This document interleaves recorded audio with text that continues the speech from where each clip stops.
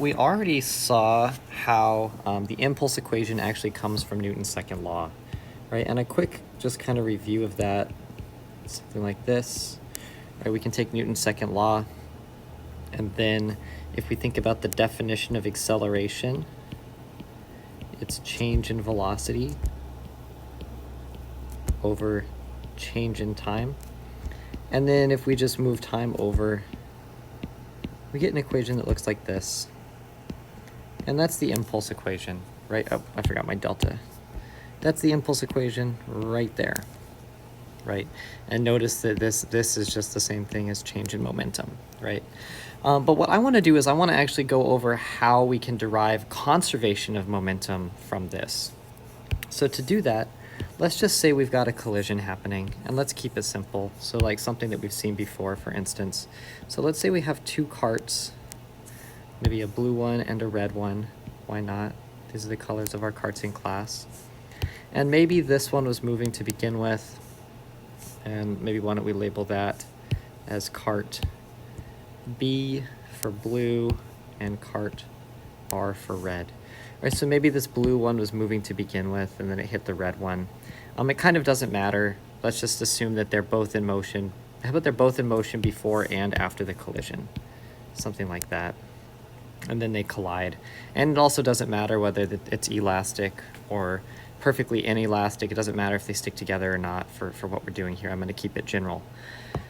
Okay, so one thing that we do know, though, is that during that collision, right, during that collision, the force from the blue car on the red car should be equal in magnitude but opposite in direction to the force from the red car on the blue car, right? They exert equal and opposite forces on each other.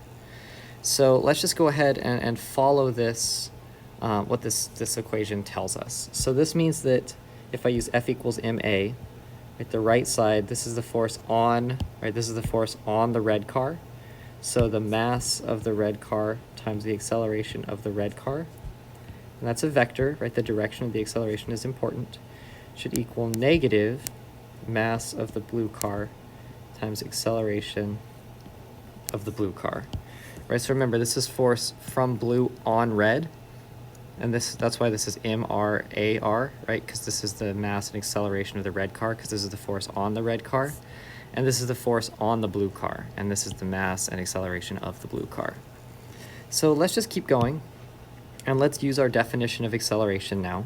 So I know that acceleration is defined as change in velocity over time. Same thing here for the blue car, right? Change in velocity of the blue car over change in time.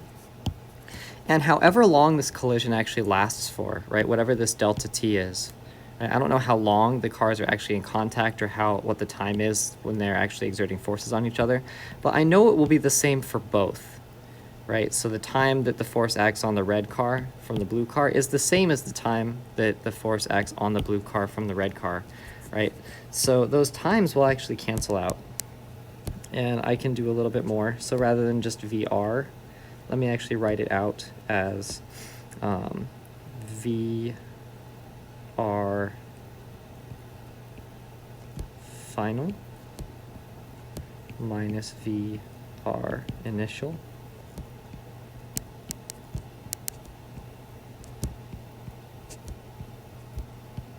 VB final minus VB initial.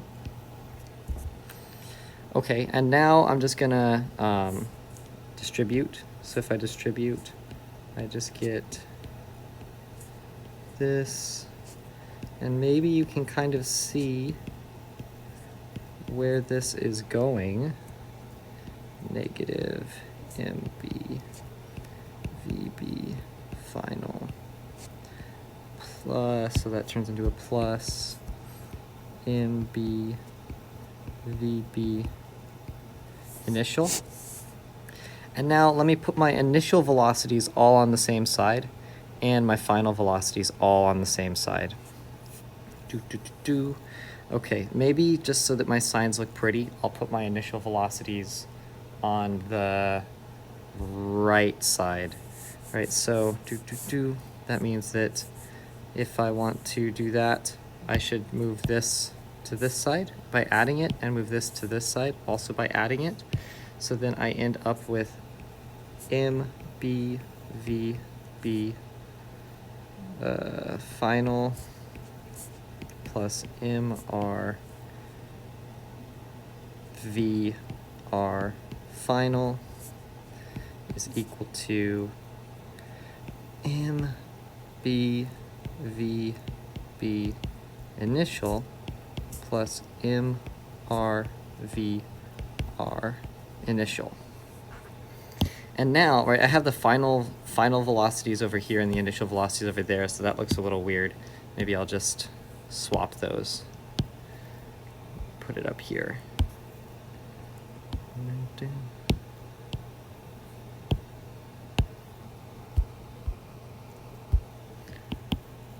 Running out of space. Shuffle stuff around a little bit. Okay, but if I look at what I actually have here... Oh, what? Oh, come on, seriously? It should be final over here. Thank you for being patient with me.